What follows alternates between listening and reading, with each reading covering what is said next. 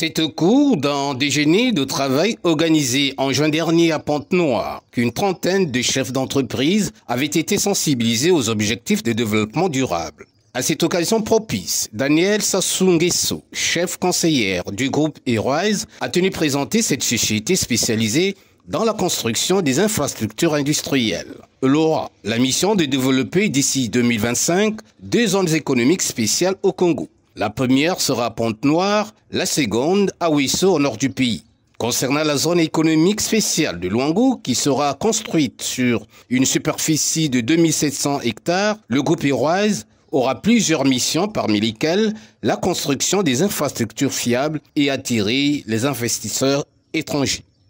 La première mission est le développement d'infrastructures pour viabiliser nos zones et nous permettre un attrait spécifique pour les différents investisseurs internationaux et locaux. En ce qui concerne la zone économique spéciale de Luango, ces infrastructures vont concerner donc la réhabilitation de la RN5, la Nationale 5, de la ville de Pointe-Noire jusqu'aux portes de notre site de Luango, la construction d'un guichet unique à l'entrée de la zone, l'adduction en eau, la construction d'une ligne électrique haute tension pour permettre l'attrait d'industries dites lourdes.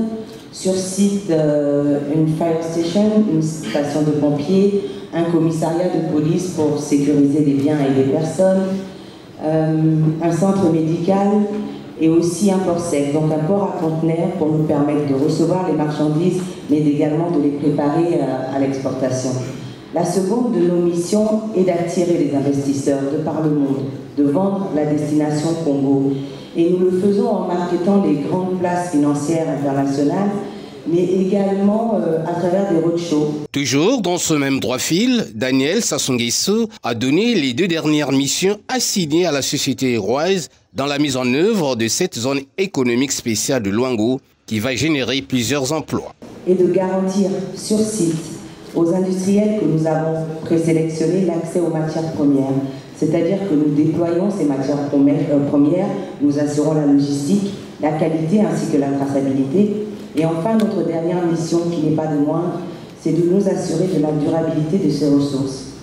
À travers différents mécanismes mis en place, le reboisement pour ce qui concerne la filière bois, la mise en place de plantations pour les filières textiles, et toutes les infrastructures nécessaires pour l'agroalimentaire. Selon Danielle Sassou Nguesso, cette action qui vise à faire asseoir un climat d'affaires favorable au Congo sera en tous les cas soumise à plusieurs difficultés, mais qui seront loin de freiner les ambitions de l'opérateur.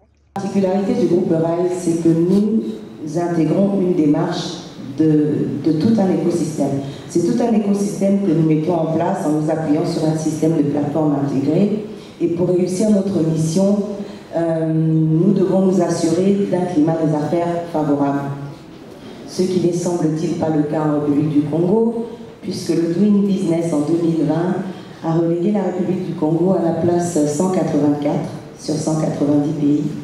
C'est dire combien est délétère le climat des affaires en République du Congo. Donc autant d'entraves et de défis qu'aura à franchir le groupe Airwise afin de réussir sa mission.